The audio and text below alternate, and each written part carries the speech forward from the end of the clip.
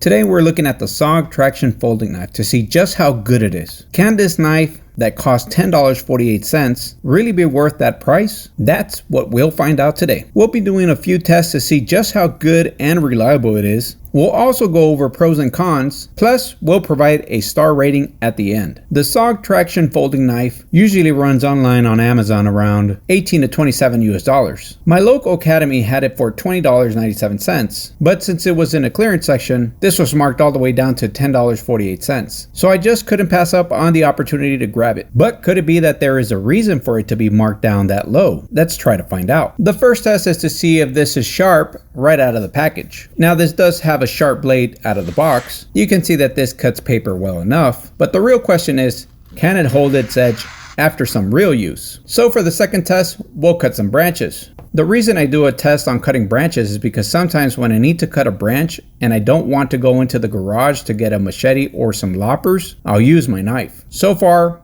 this knife gets the job done and is still holding its edge.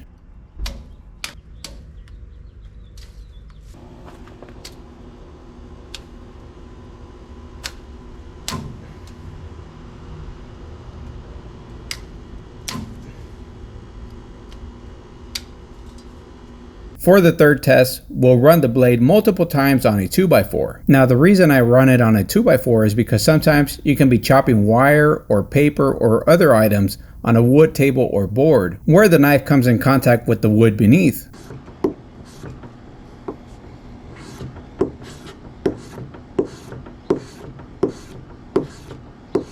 Now let's go ahead and chip some pieces of wood from the 2x4.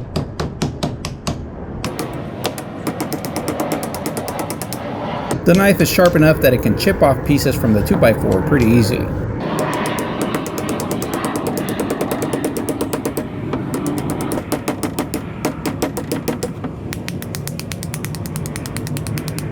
I'm actually quite impressed. After running it through the 2x4 multiple times, cutting some branches, and also chipping off pieces of 2x4, this still cuts through paper fairly well. Almost as good as the first time. You can feel that it's starting to slightly dull, but minimal. It's actually holding its sharpness pretty well.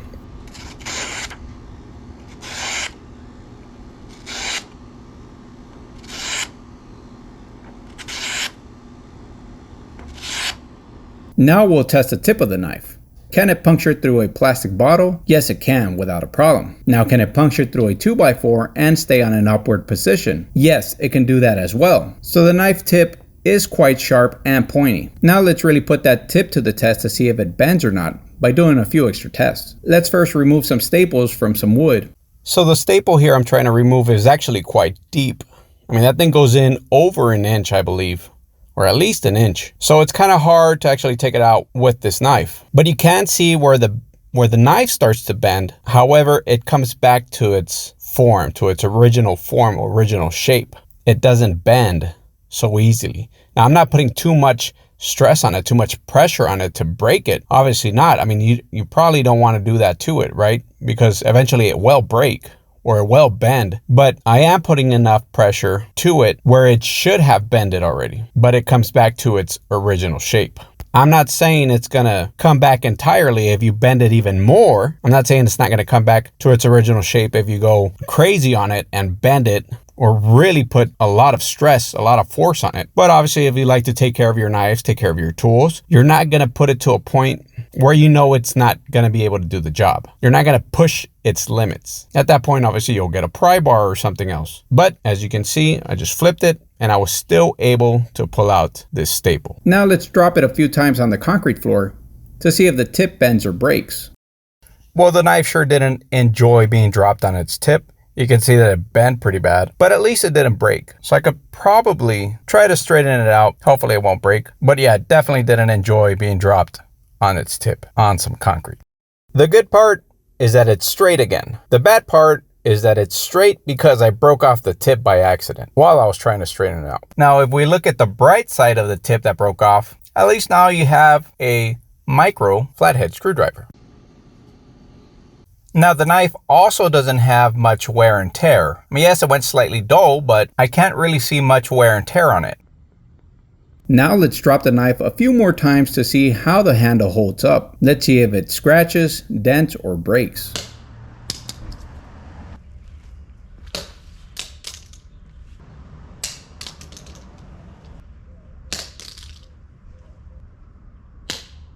The handle held up well too. Sure, it got scratched up, but I was dropping it from pretty high as well. At least they didn't break off. So if you drop it to the floor, the handle shouldn't break easily. They'll probably just get scratched up. So good job on the handles. After dropping the knife, chopping some branches, cutting pieces of 2x4, the knife is still holding up pretty good, but you can see some wear and tear on the blade and the handle. So here are a few pros and cons of this knife. For the pros, it's affordable even if you can't get it for $10.48 like I did. Getting it anywhere between 18 to 27 US dollars is still a reasonable price for a knife like this. It's durable, you can beat it up, and it still works well. Worst case scenario, if you break it, you could still get one for a reasonable price. Now it's also got a very nice design to it. That's another pro. And the final pro is that it's comfortable to carry. It's not bulky at all. Now let's go over the cons. The only con I have is the thumb stud, that you can't really flip it open so easily. You'll really have to use your thumb to guide it open the entire way up. That is the only con I have, which may not even be considered a con to most of you. Now from a 1 to 5 star rating, I give this knife a 4.5 stars. The reason I give it a 4.5 is just because I can't really flip it open so easily. Plus, the handles for me, they feel a little bit cheap. But then again,